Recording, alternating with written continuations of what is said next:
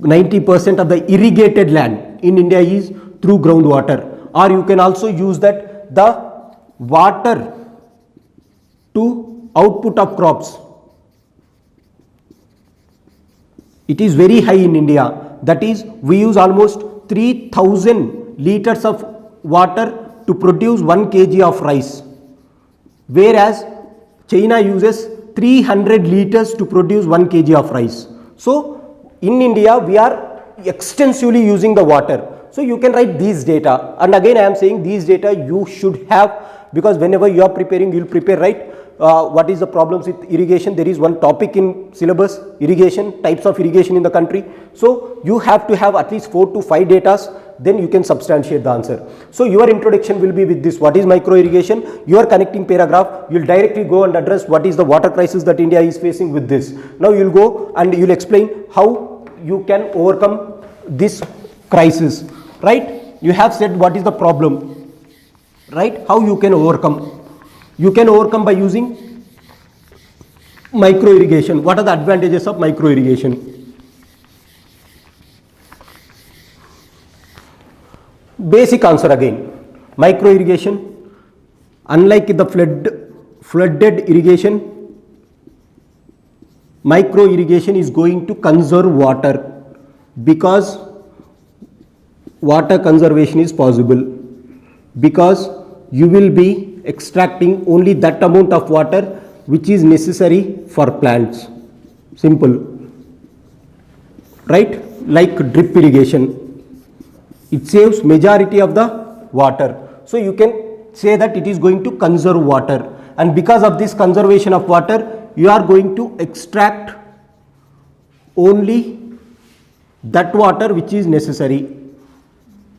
Because of this, groundwater is safe, or it is stored, and because of this, again because of this, your electricity bill for the pumps is going to reduce.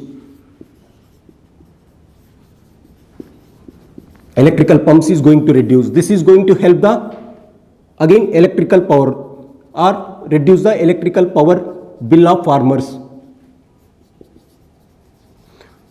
So you can write, it is going to increase the conservation of water, because the traditional flooded irrigation is going to extract more amount of water for the same amount of production. This is how you can write. The first thing is, it is going to conserve water. The second thing is, it is a proven fact that the amount of water saved by micro irrigation is almost 40 to 50%, and it also increases the productivity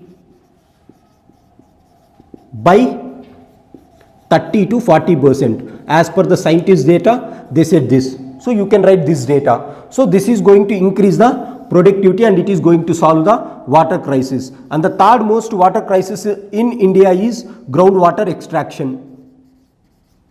That you can write again with the same example. Fourth problem with water crisis is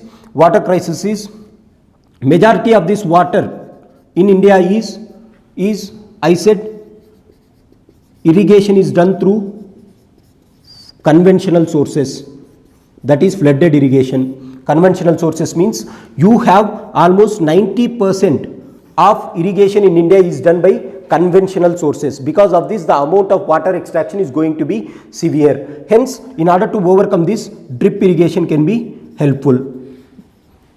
And because of this conventional sources of water exploitation, you have seasonal water scarcity. During the times of summer, you do not have water in some areas. But if you go for drip irrigation, this problem can be overcome. So they are writing, if you are writing these points, how it is going to help? It is going to help through flooded irrigation, is going to overcome this conservation of water or helping water conservation. It is going to extract only that water which is required. Because of this, the electricity bill for the farmers is going to reduce. Because of this, groundwater is going to be safe. And contamination of groundwater is one more problem of water crisis. Contamination. Over extraction is going to lead to contamination, and this is going to release some diseases, right? If you are consuming that, it is going to release some diseases. So you can also link it with to contamination of groundwater is going to get reduced, and you can use these data. Amount of water is also increased. Groundwater you can reduce. Water irrigation through conventional sources is going to extract more water, and it is going to create seasonal water scarcity. In order to overcome this, you will have drip irrigation. So if you are writing these points, your 50 words for this how will be done, or 60 words for this how will be done, right? In the body you will have one answer called how it is going to overcome, and you can also show that in a pictorial representation, a flow chart, right? Like this, you draw a simple flow chart saying that how flooded irrigation or how drip irrigation is going to help. Just like this, drip irrigation, conserve water, extract, you can write this, and this is entirely going to help increase the farmer's income. So if you are writing all the points and if you are giving a simple flow chart at the end, it is going to help. So and to what extent micro irrigation helps? This is another question. With basic knowledge you can write. For micro irrigation, what you require is to what extent. One thing is, it requires flooded irrigation requires some plains, right?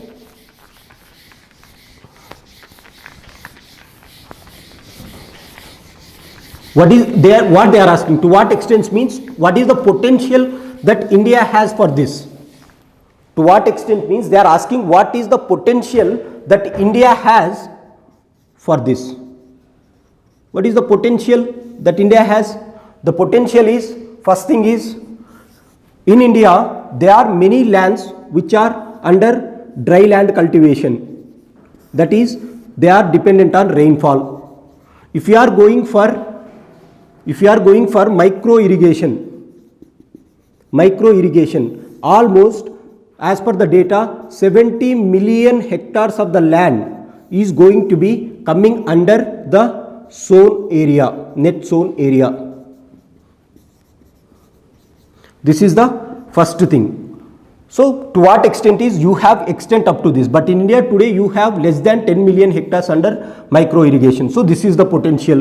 The second potential that you can write is, micro irrigation helps in the irrigation in difficult terrains is possible,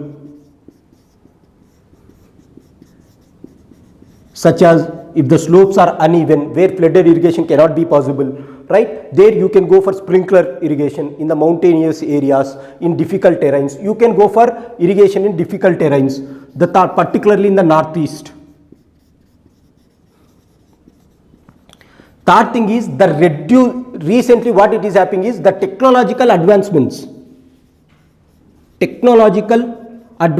in India on these micro irrigation equipment is going to help, such as the drips and the sprinklers. The cost of the drips and sprinklers are reducing drastically.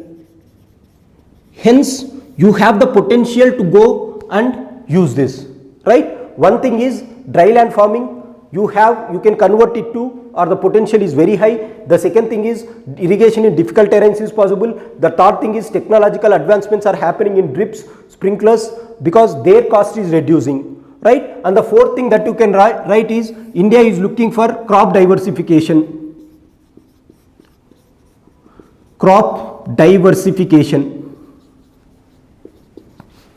And in this crop diversification, you should have water irrigation, that is water availability.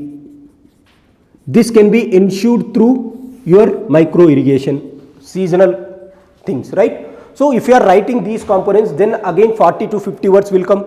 Again your answer is going to be 100 words here, and then once it is done, you will conclude. How we will conclude this? Rather than just depending on micro irrigation, Government of India should also look for alternative sources of crop production, that is called zero budget natural farming, right? You can give this type of way forward, zero budget natural farming. India is also looking at, for example, called intensive rice cultivation. Or you can write the best thing, that is called Government of India. In order to Government of India realized the importance of micro irrigation, and in the year 2016 it has launched one program. Government of India launched one program called Har Khet Ko pani. That is per drop more crop.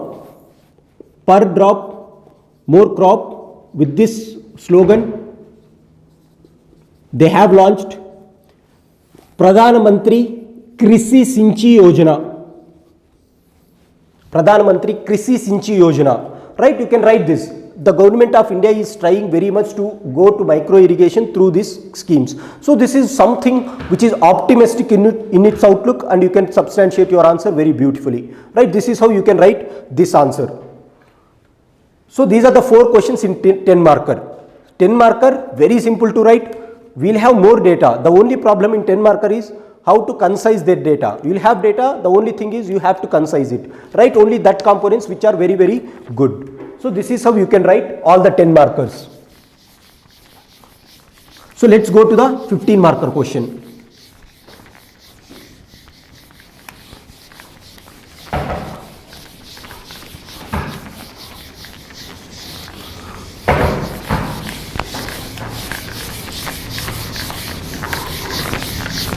Now whenever we are writing 15 marker question in any paper, the only difficulty is we will be shortage of some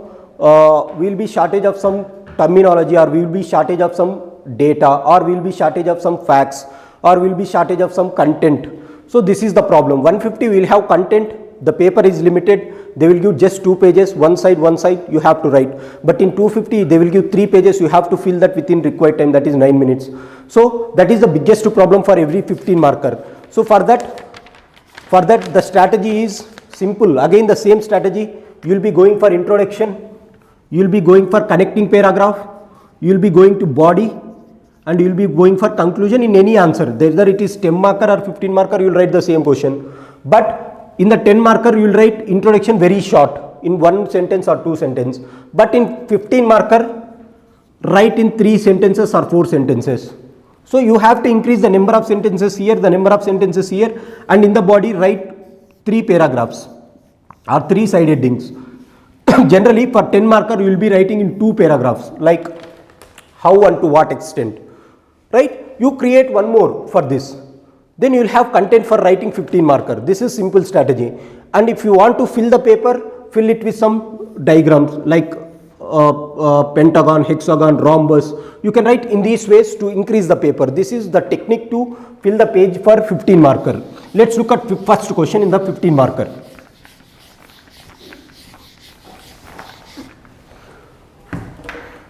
Do you agree, the 11th question, do you agree that Indian economy has recently experienced V-shaped recovery?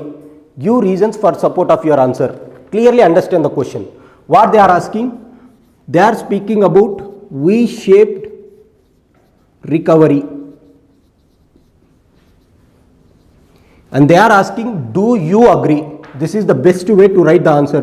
Whenever they ask with this directive, you can write any amount, right? Do you agree means you can become a philosopher and you can write whatever answers you want to write, right? And then you will give some conclusion for this. Do you agree? And they are asking, substantiate your answers, give reasons. So they are keeping some restrictions on the philosophers, right? By asking, give reasons. Now this is the thing. Now for these type of answers, do you agree means if you want to have a good body, go with 2 stands. Yes, I do agree, like you will be supporting the argument and you will be opposing the argument and you will be giving some neutral stand by the last. So in this you can create 3 paragraphs that I was talking about, right? In the body you should have 3 paragraphs. In this way you can write 3 paragraphs. So now what is the introduction for this question? Again, why this is asked?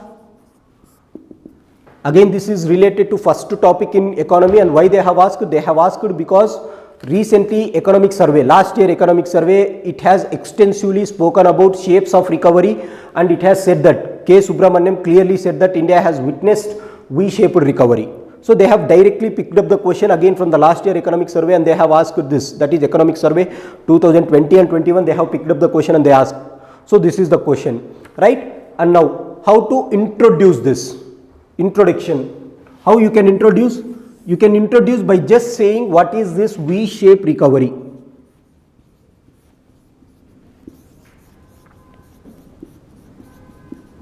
This is basic definition, right? Look at the key term and introduce about it.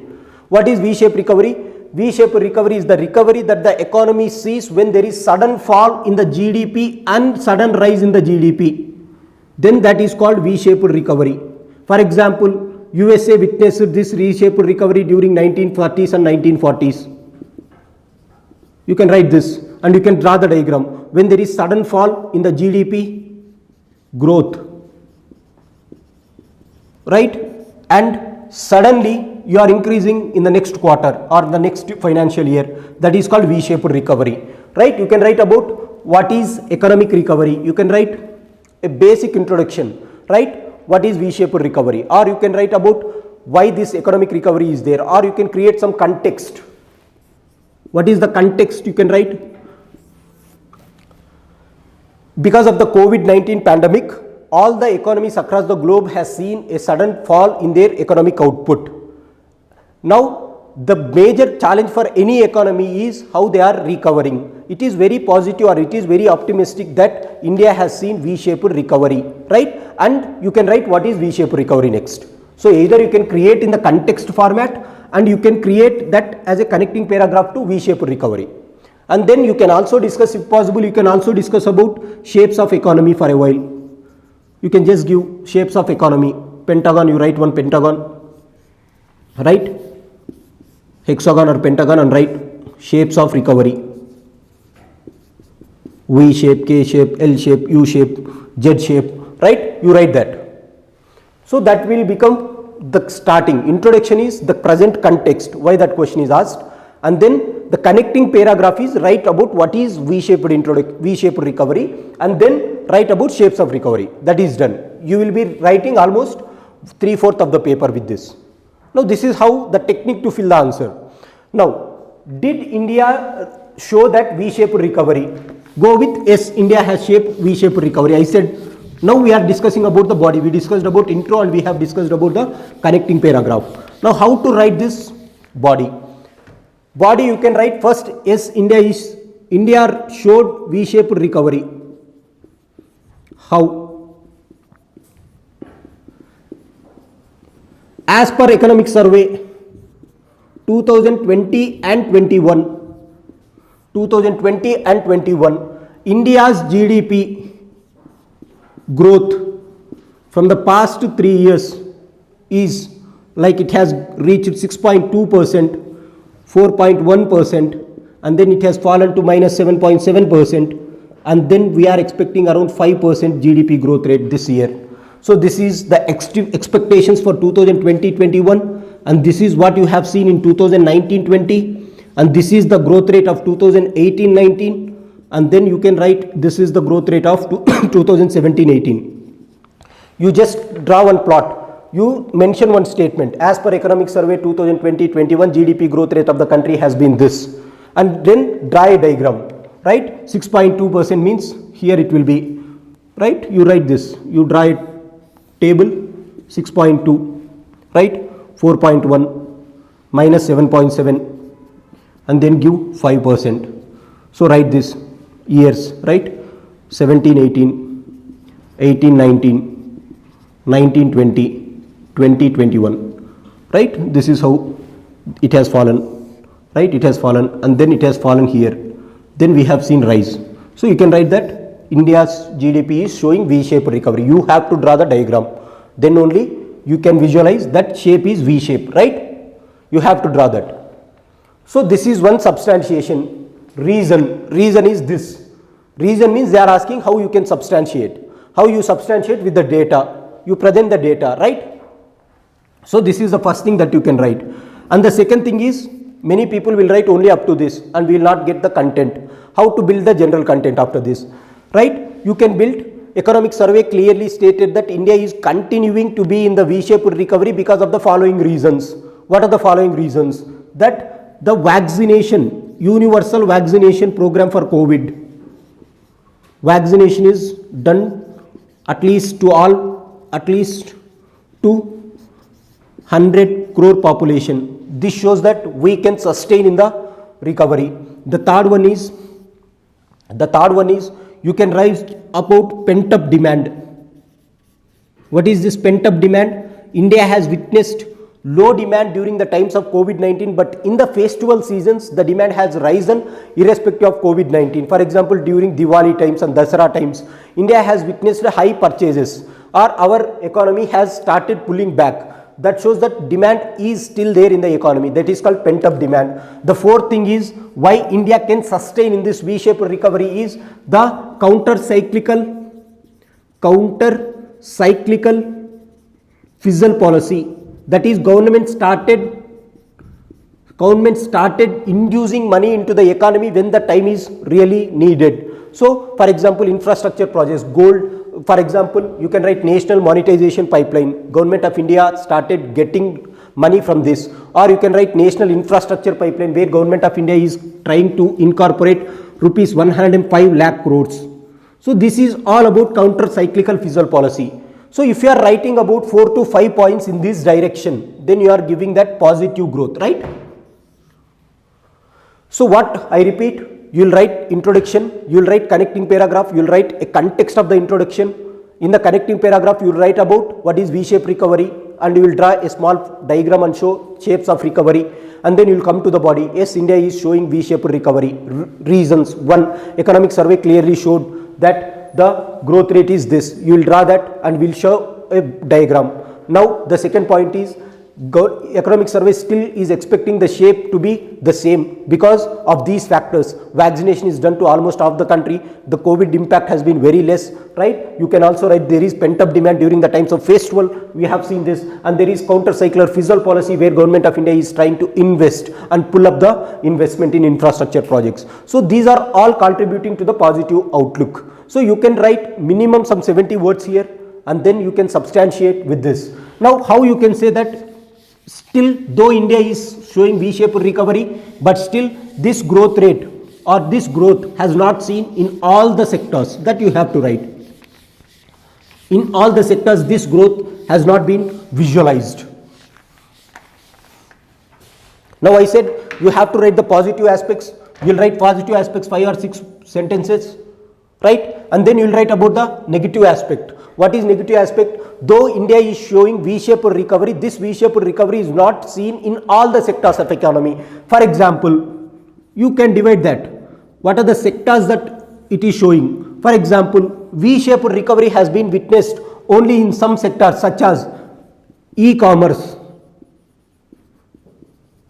economic or e-services, or service sector,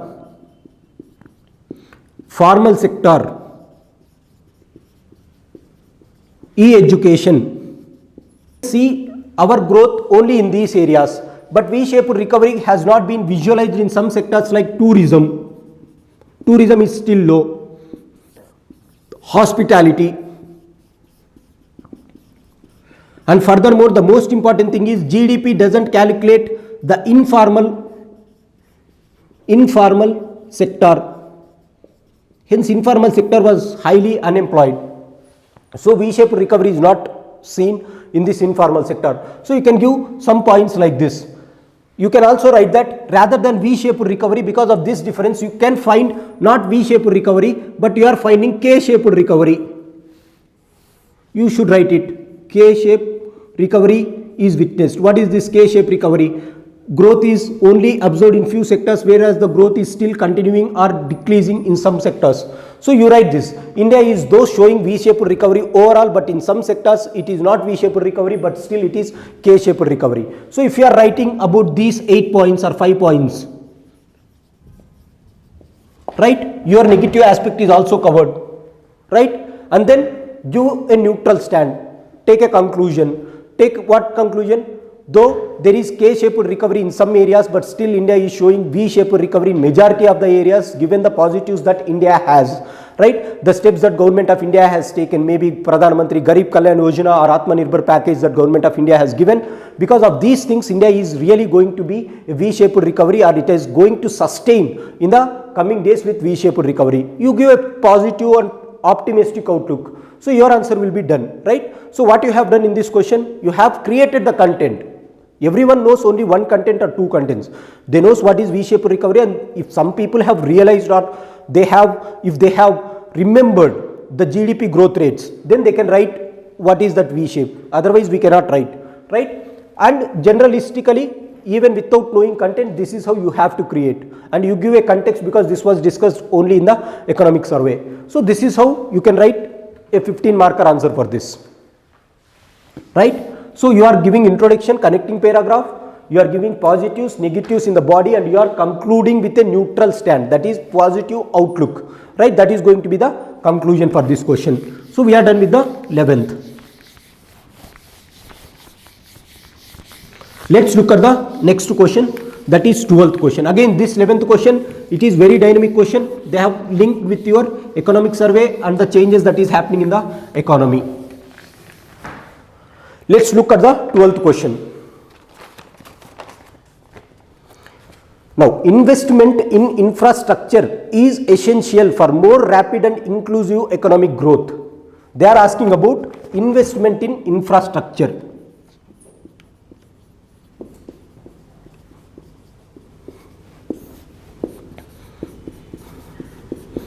So the first thing is they are asking about investment in infrastructure. That is first thing that you have to understand. And the second component is it is very essential. Why it is essential? For rapid economic growth. Rapid economic growth. The question, this is the statement. Now what they are asking? Discuss this in the light of India's experience. Don't write general answer. They are asking that discuss this in India's experience. So this is the limitation. So they are asking, you don't write whatever you know, don't become philosophers, write only in this context, that is called India's experience, right? That is what the question is. Now how you can write this? And see, this is one best question that you can write. For example, how you can write this? Infrastructure investment, rapid economic growth in India's experience. You can write or you can generate content in this way for this question. How you can write? You can write how India's growth rate was when infrastructure was not available, or when infrastructure investment were very low. How was India's scenario and how it changed after investing in infrastructure. If you are thinking in these lines, you can write a beautiful answer even though you don't know about major data. You can also think this on the sectors of economy also. Infrastructure investment in the agriculture, how infrastructure is going to play a crucial role. In the manufacturing sector, how it is going to play a crucial role. In the service sector, how it is going to play a crucial role, right? In the R&D, that is quaternary factors, and tertiary and quaternary and quaternary sectors, how it is going to help. And then you can also think about infrastructure in two ways. One is the physical infrastructure, that is called tangible infrastructure, and intangible infrastructure. What is this physical infrastructure? How you can think, because they are given in the topic syllabus itself. In the syllabus they have given infrastructure and they have said physical infrastructure, roads, railways, airways, ships or ports, electricity, right, drinking water, etc. What is this intangible infrastructure? Intangible infrastructure is investment in the capital, that is called human capital and social capital.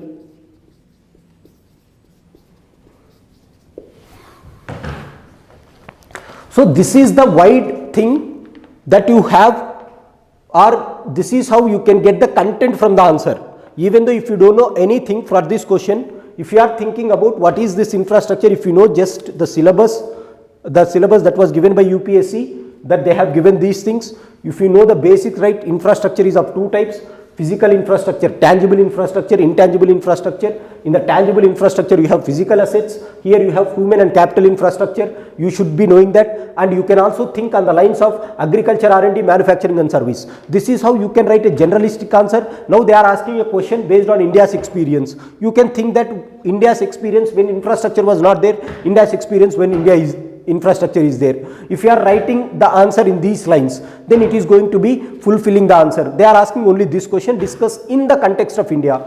Now, this is how you can think about answer writing. You have more than 250 words now, right? How to write the answer for this? Introduction, again, you write about infrastructure. What is infrastructure? Investment.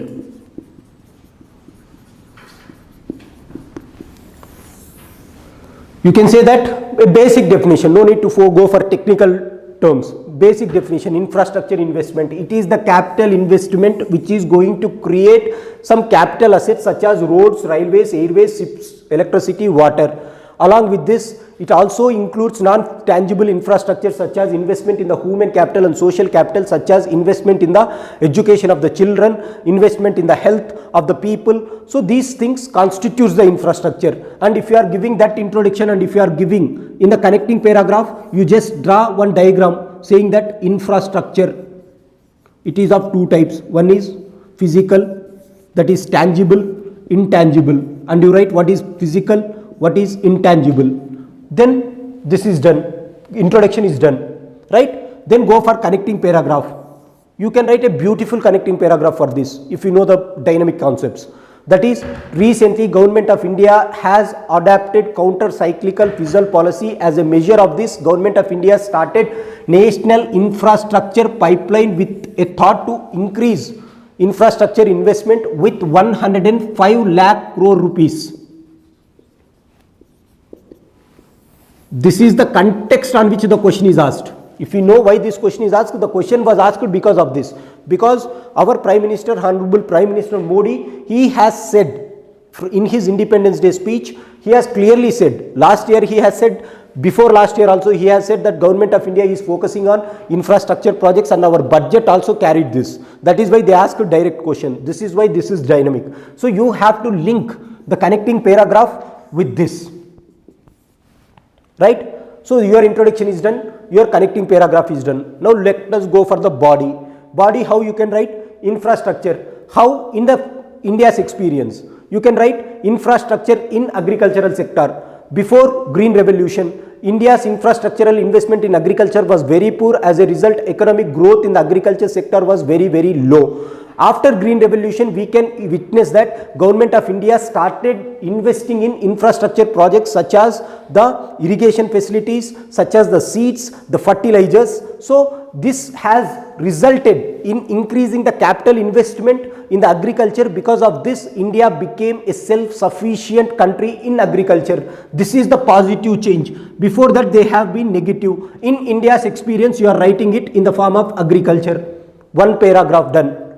Now going to the second paragraph, that is in the manufacturing sector. Before liberalization, LPG reforms, India has been restricted to public sector. Though investments in public sector has been very low, our investment in public infrastructure has been very low, we couldn't witness huge growth rate in the manufacturing sector. Manufacturing sector never crossed 3% of GDP before LPG reforms. But after LPG reforms, Government of India started investing in infrastructure projects such as the special economic zones that we have discussed. You can write this special economic zones concept, or you can write about the so-called manufacturing zones. You can write about the electrical acts that Government of India has done, right? You can also write about the startup support that Government of India is giving. So what they are doing, they are investing in the infrastructure projects in these things, and because of that, post 1991 economic liberalization, India has seen huge growth in the manufacturing sector. Similarly, in the service sector, before the infrastructure was available, the social, that is in the service sector, what will be the capital infrastructure? They will be like, you can give some services. For example, BharatNet internet cable. Because of lack of connectivity, or because of lack of social or service infrastructure investment in India, before 1991 or before 2000, governance has not reached to the poor people. Now, Government of India is trying to include this infrastructural investment in the service sector. For example, India has opted for National Optical Fiber Cable Network. Because of this, it wanted to connect all the 2.5 lakh gram panchayats in the country, and because of this, the governance structures are going to get improved. You can write that example, right? And in the R&D facilities also, Government of India has witnessed a drastic increase in the investment in the infrastructure of R&D. Because of this, we have been emerging as a pharmaceutical giant, right? For example, you can write about COVID vaccines also. This is how you can create a generalistic answer from the data that has been provided. This is all again from the India's experience. Now, if you are writing these things and add one more thing, that is called Government of India is also trying to include investment in the intangible sectors, that is called human capital and social capital. For example, the Ayushman Bharat scheme, which is providing tertiary healthcare services, it is focusing on the health of the people. Along with the same thing, Government of India is also focusing on infrastructure development in the primary and secondary, that is health and wellness centers. 1.5 lakh health and wellness centers Government of India is going to create. This is called human capital infrastructure, which is going to show the result after a few years. You are getting the point. So if you are writing this way, if you are writing these things, your answer will be substantiated. See how much content you have. You will just introduce, you will just write the connecting paragraph. In the body, you will write about different dimensions. You will take one dimension at a cross and you will write India's experience. Before, when infrastructure was not available, when infrastructure was available. And you can also give some examples. India has witnessed Hindu rate growth, that is below 3% India's GDP growth rate, when infrastructure investment was not available. But India started witnessing a huge growth rate after 1990s. This is because in the infrastructure we have witnessed huge growth. So if you are writing this way, your answer will be done. This is the content for this. How to conclude this? Again, in the optimistic outlook. What is that optimistic outlook?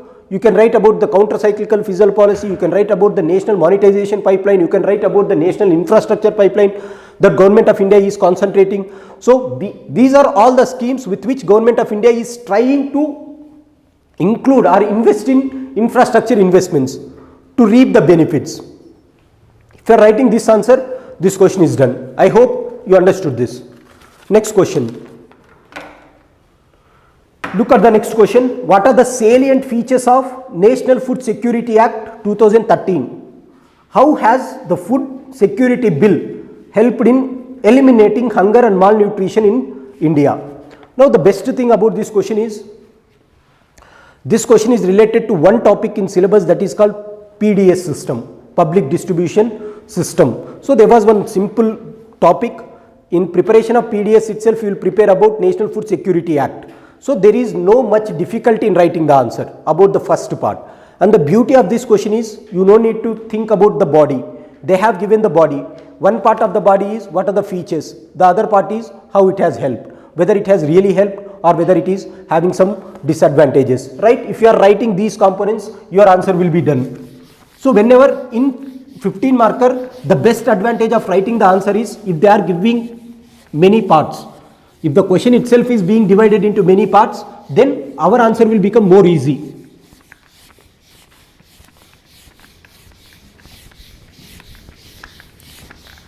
Let's look at that. So first try to understand the question. They are asking two components here about National Food Security Act 2013, and they are asking what are the advantages of this in two dimensions again. This question again, there are something where you can write two things. They are asking about National Food Security Act 2013. This is first part of the question, and they have asked directly what are the components of it. And I think people might be knowing it. If you don't know this, you cannot write what are the components, right? It is a static part. So this is part A of the question, and they are asking how has the Food Security Bill helped in eliminating hunger and malnutrition. Be very careful. They are asking two things.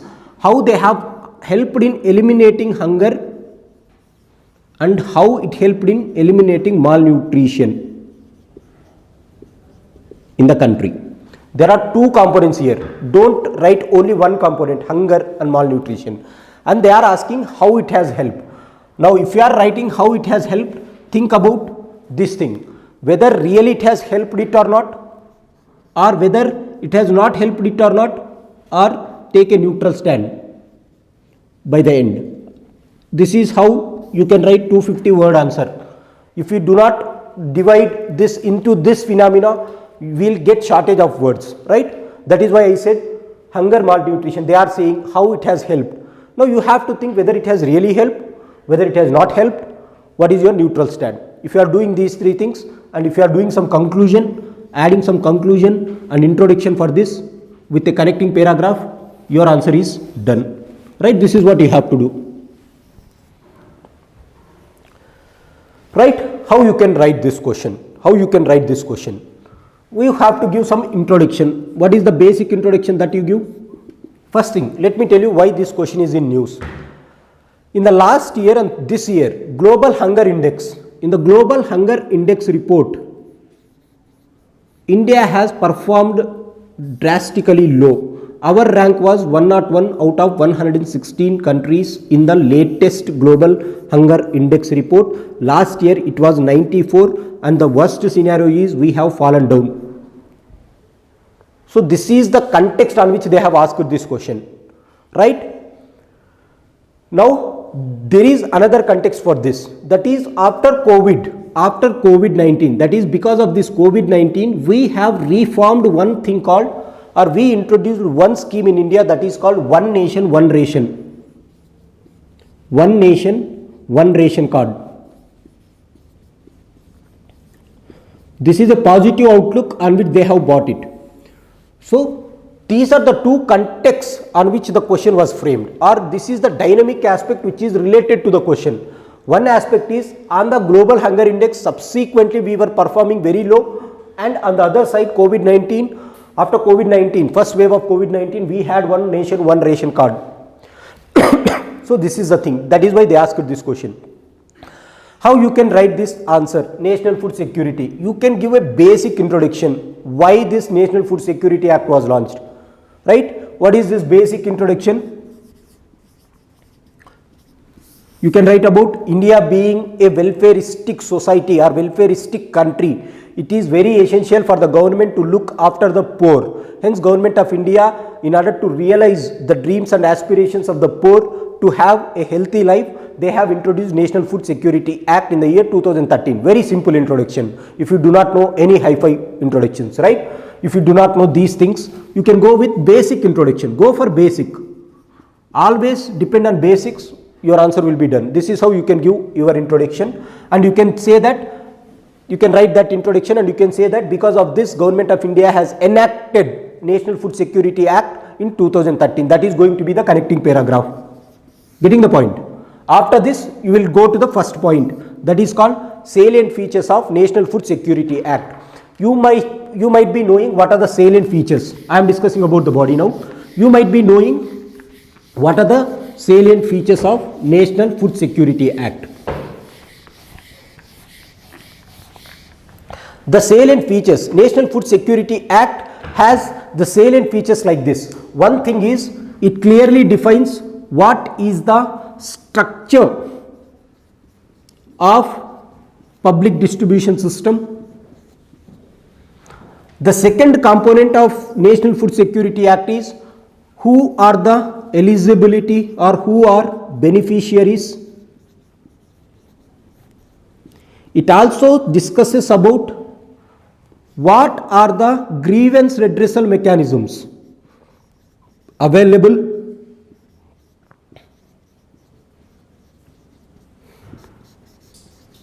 Grievance redressal mechanisms available.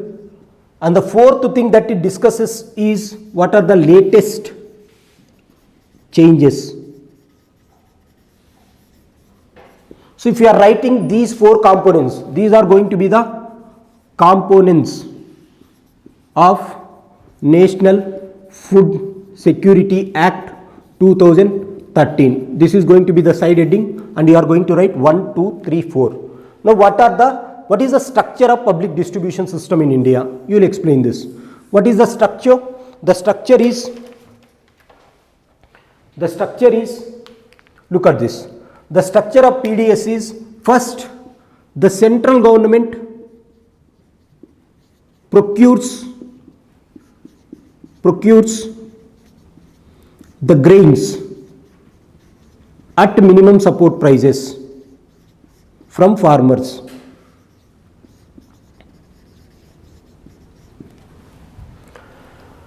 Now this will be transmitted to the state governments based on quantitative restrictions, based on some quantitative slabs.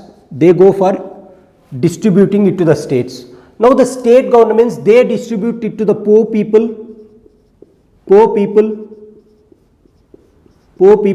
based on the socio-economic backwardness, right? And for this you have one shops called fair price shops, right? We also call it as ration shops.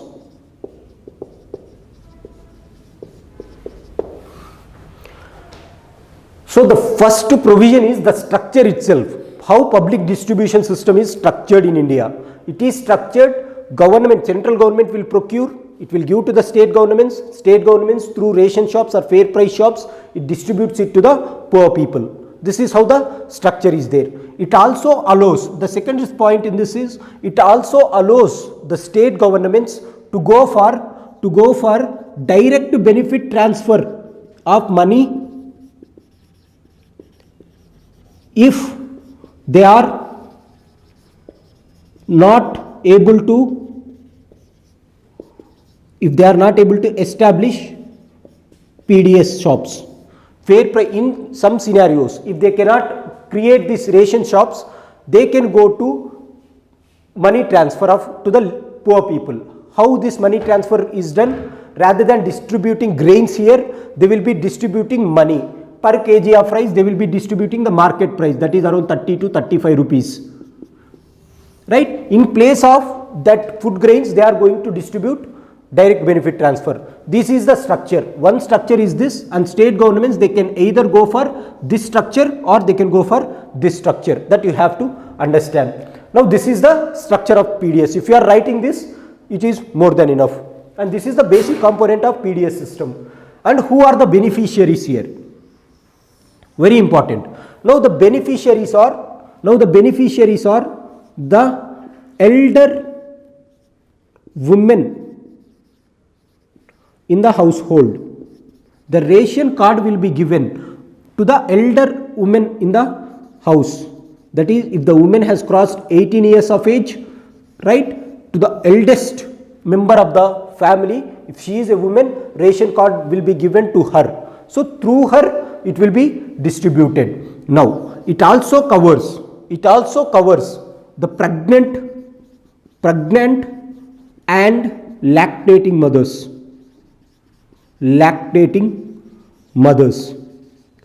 It also covers as per directive principles of state policy. It also covers state policy 45, right, article 45. In order to give realization to this, it also covers children between the age group of 0 to 6 years. This is the thing, beneficiaries. So these are the major beneficiaries in National Food Security Act. One is all the poor people below the BPL lines, they are going to receive this in National Food Security Act, and who are covering, the ration card will be given for the elder woman in the family. Whoever is the eldest, that will be released in the name of the woman itself, not in the name of the man. The second one is the pregnant and lactating mothers will get it, right, up to 6 months. They will get it. Post delivery, right, and pre-delivery. After this, children between the age of 0 to 6 years, they are going to cover. Now these are the beneficiaries. As per the data, India has almost 75% of population, 75% of Indian population are covered by National Food Security Act. That is, it says that 75% in rural areas and 50% in urban areas. They are covered under National Food Security Act.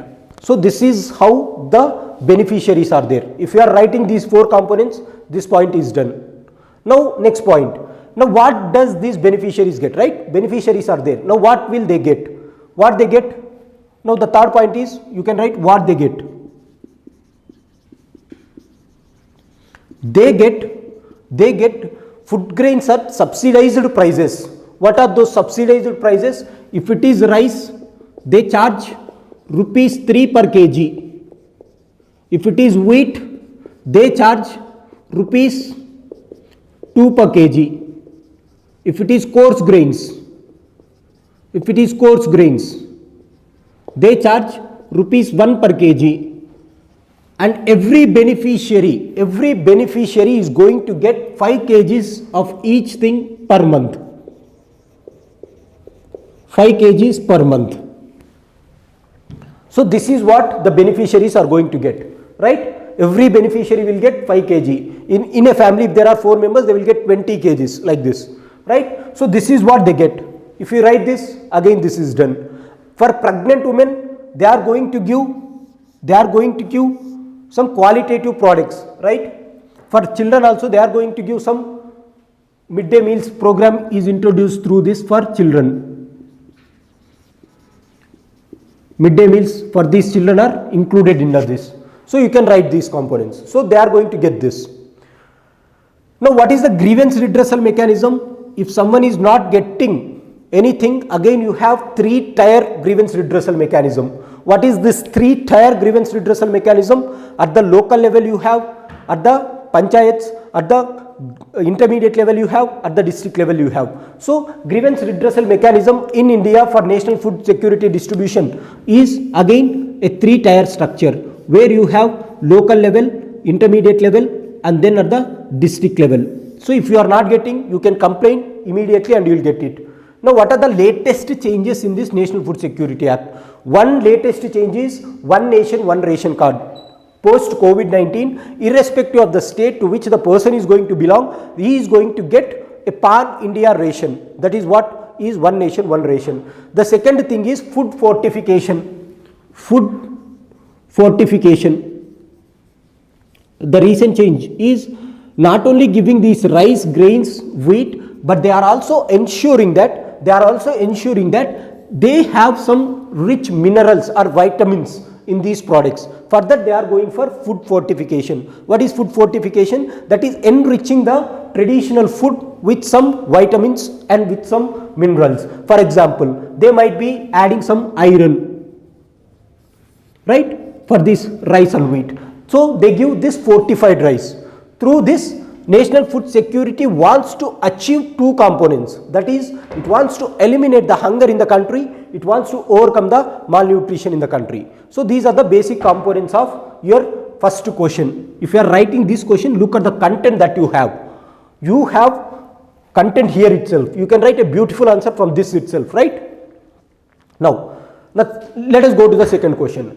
Whether it has eliminated the hunger and malnutrition, right? So this is the thing, and I said that whenever you are writing, make sure that National Food Security Act objective is to eliminate hunger and to ensure that malnutrition is taken out. But in the reality, yes, it has overcome hunger. How you can write it? Latest reports, that is the hunger indexes. If you look at the National Family Health Survey report, I am addressing about the second component of the question now. Yes, it has addressed.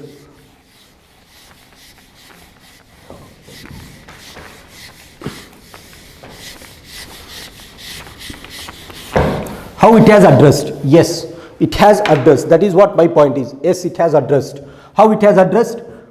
Between 1990s and 2016 and 2017, as per latest National Family Health Survey report, India has witnessed a statistical, or India has witnessed reduction of hunger by 4.7 percentage points.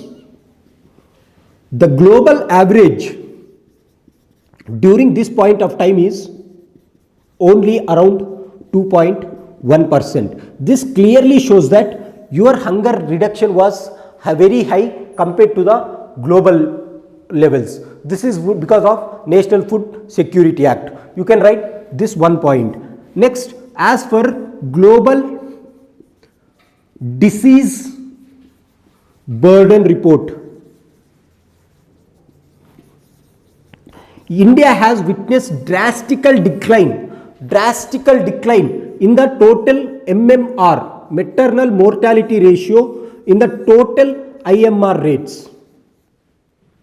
India has witnessed total MMR and IMR, the decline has been witnessed in the global disease burden, and the regular diseases such as diarrhea, tuberculosis, cholera, so they were declined drastically. This is again as per the data of Global Hunger Index. One thing is MMR and IMRs we have improved, and tuberculosis, diarrhea, cholera, these type of regular diseases we have decreased. These can be shown that India has been focusing on food and sanitation, right? And you can also write, yes, it has improved hunger. How you can show that? You can say that as per global Human Development Index, India moved to higher middle income countries.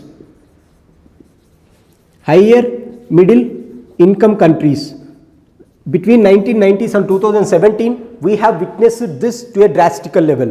Hence, this can also show that in India, hunger and malnutrition were drastically declined. You can also give the latest example, that is called during COVID-19, Indian government has focused on Pradhan Mantri Garib Kalyan Yojana, where the poor people were given food security, right? You can write these examples and you can say that yes, they were reduced. However, you are going to the negative. However, it is very ironical that National Food Security Act, though it has reduced hunger, it couldn't reduce the malnutrition. This is the thing. We have sustained hunger, but we couldn't show positive output on the malnutrition. For example, the latest Global Hunger Index clearly shows that in India is performing very poor on some parameters such as child mortality, stunting, wasting, child wasting, and malnourishment. So if you know that global hunger index is going to have these parameters, and in these parameters India witnessed drastical decline. That is why India's GHI index was decreased drastically. That is, we performed very low comparing to our South Asian countries, particularly Pakistan and Bangladesh also, we performed very low. So this shows that the National Food Security Act, though it has lofty objectives, but still you couldn't have a negative impact or a positive impact on the malnutrition, though it has shown positive impact on the hunger. So this is how you can write one or two sentences about saying that it still had some deficiencies. And how you can write a neutral answer? Yes, in order to overcome this malnutrition problem, India has started one more program, that is called National Nutrition Mission, that is called the Poshan Abhiyan.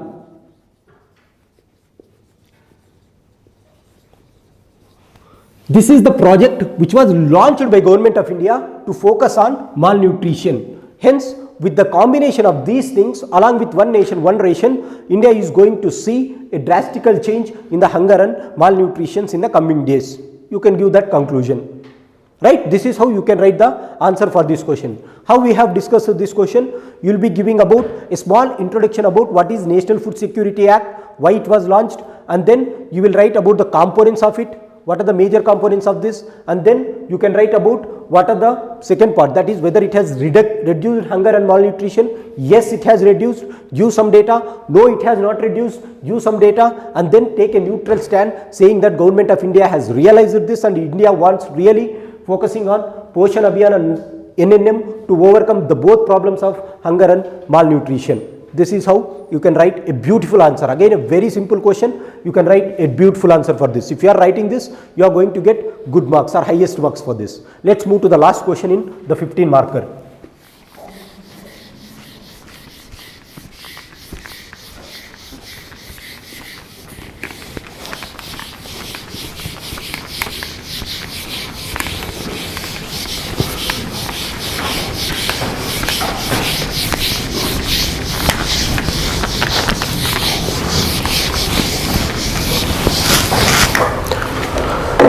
So the last question is about agriculture, crop diversification. There is one more sentence in this, right?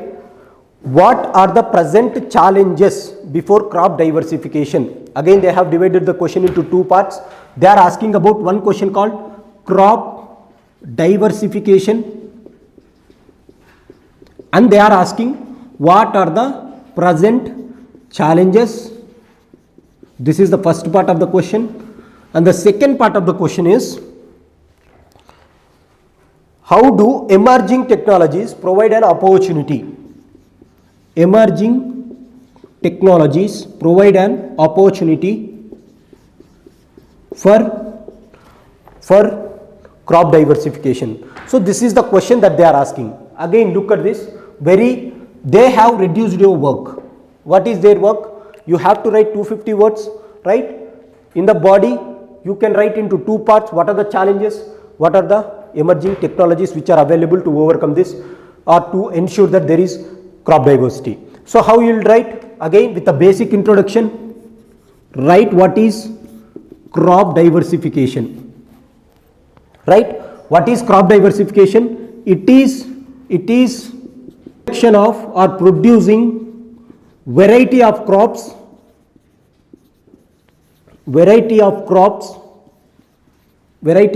or growing of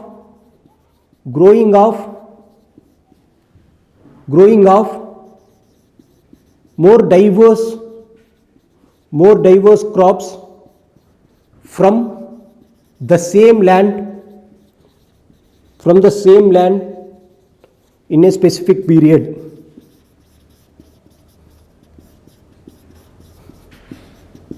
Right, you can write with small introduction and you can give connecting paragraph like crop diversification is going to help the farmers to realize their dream of doubling farmers' income. How? You can write that crop diversification is going to give high yields because it is going against monocultural crops. So against monocultural crops you are going, hence it gives high yields. It is going to increase the soil fertility. And you can go for some crops which are climate resilient. How they are going to help climate resilient? If you are going for monoculture, then pests may be getting some resistance. So in order to overcome this, you can overcome pest resistance crops, and you can ensure that water intensive crops are reduced.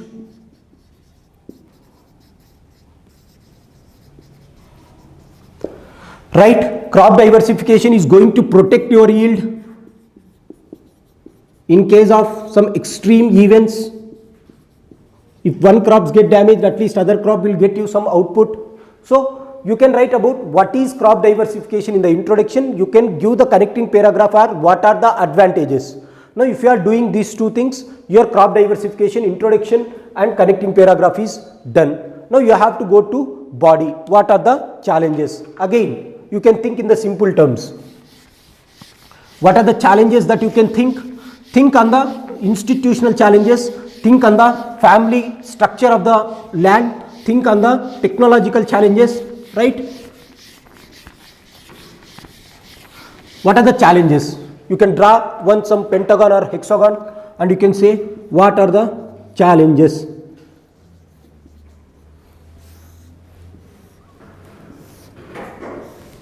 Right? Traditional challenges, governance challenges, right?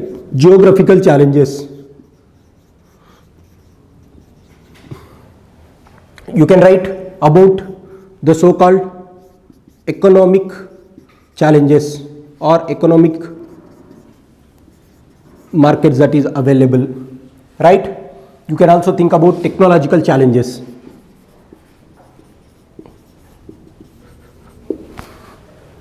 Right? If you are thinking in this way, you can write. So you have to draw this diagram and how you can go for traditional challenges for crop diversification. That is, first thing is land in India is still rainfall dependent. So people are not able to take risks by going to crop diversification. So they are not aware and they don't want to take risk. So let us go with the same crop for the entire year, so that whenever there is good amount of rainfall, we will get good amount of output or yield. So this is the mindset with which the traditional farmers are going on. That is why they are not going for crop diversification. They are not taking that risk. The second aspect of this traditional is the land holding capacity or the land holding size is very limited. That is, in India you do not have huge amounts of land in one person, right? Majority, almost 90% of the farmers' land is less than 2 hectares. That is, people hold within small fragmentation of land is very high in India, and because of this the small farmers, they are not able to again go for the so-called risks, right? So these are the traditional challenges. One is your rainfall, the second one is they do not want to take the risk, and you also have certain factors such as they are not aware of the latest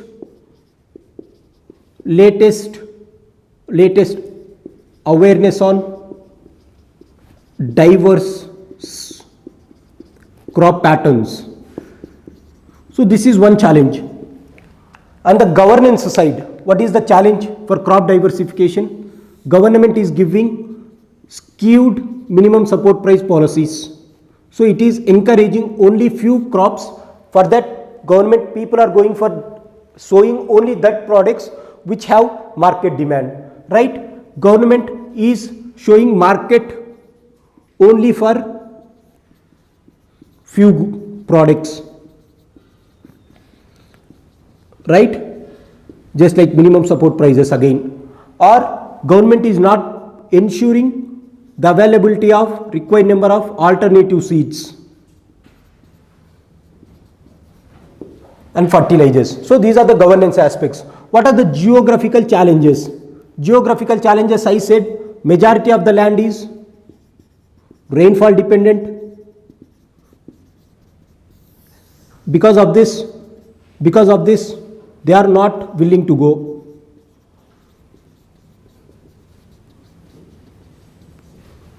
Right? The agroclimatic conditions in a particular area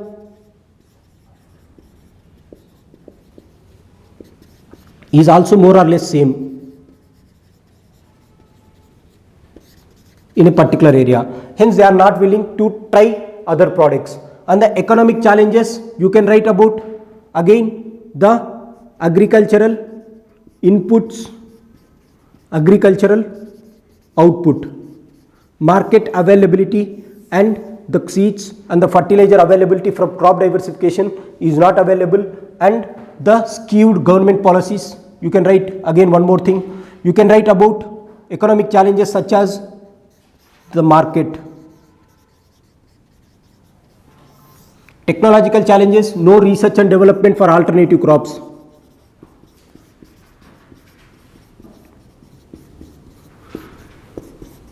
No information on yields. So people are not willing to go. So general answer, right? If you are writing this way, keep one side heading and write whatever you come to know about governance, geographical factors, economic factors, traditional factors, and then they are asking how emerging technologies are going to provide an opportunity for crop diversification. Now they have given the challenges, so you have to think about opportunities to overcome these challenges, right? Go for this. Land is still rainfall dependent. For this, how is emerging technology going to help? Go for micro irrigation technologies like drips, sprinklers, mulching, zero budget natural farming, right? If you are going for these things, it is going to overcome this, right? And then land holding size is very less. How to overcome this? You can overcome this by creating some technological inputs, such as farmers should be assured about the weather conditions if they are going for, or farmers should be given information about how output is going to be more because of crop diversification, such as they have to give examples of soil health card scheme, how they can increase the soil fertility within the same crop, within the same land, and then they are going to increase the output. So you can give these type of examples. Next, majority of the thing is rainfall dependent. Go for water conservation techniques, right? And they are not willing. So agroclimatic conditions are also same. So R&D has to be done in these sectors, right? R&D has to be done in these sectors, and how or what are the types of crops that they can go for going for crop diversification. Again, you can also give certain things called drone irrigation, which is done in some countries, right? Artificial intelligence in forecasting the outputs. Now government policies, minimum support policies, it has to change, right? It has to include certain policies which includes crop diversification. It should not be skewed. You can write that, right? Market for only few products. Ensure that your e-national agricultural market, which is again a technological field, by using computers you can create market, right? Similarly here the same thing. So in the technological front, no R&D, government should include R&D facilities in all the emerging technologies. So if you are writing these type of answer, so the answer will be in the challenges itself. So never go for another thing. Present the challenges, come out with the technologies which can help to overcome these challenges. Then your answer will be substantiative, or you will be filling the entire answer with the same content. Now how can you end this? How can you conclude? So crop diversification, given the scenario of climate change, or given the scenario of the insecurity that the farmers is facing, the only thing that government can do now is for crop diversification. Through this, the farmers' yield is going to sustain, and the government's goal of getting doubling the farmers' income is going to be achieved. So if you are writing a basic conclusion, then it is definitely going to help you. So this is how you can write this answer. So we are done with all the questions. So what is the thing that we can carry from this discussion is, the first thing that you can carry is, there is some trend which UPSC is following. I said it in my initial class itself, or initial stage itself. So continue the same trend. When you are preparing for next year, you can expect probably 8 questions to 10 questions from mains. So prepare in this context. Make sure that you are preparing every topic in the syllabus at least 150 words. See, for example, if they are asking some components like National Food Security Act, then you should be able to write that components. Hence, that is one thing that you have to have. And apply the basic knowledge. If you are reading general newspaper, everyday newspaper, you have to be able to differentiate the topic, and you should get the content from that, and be ready with some statistics and facts whenever you are writing. And I think everyone will do, whoever is preparing for mains. So if you are approaching the paper in this way, you are going to get beautiful marks in Indian economy. So this is the discussion. Thanks for joining. Have a nice day.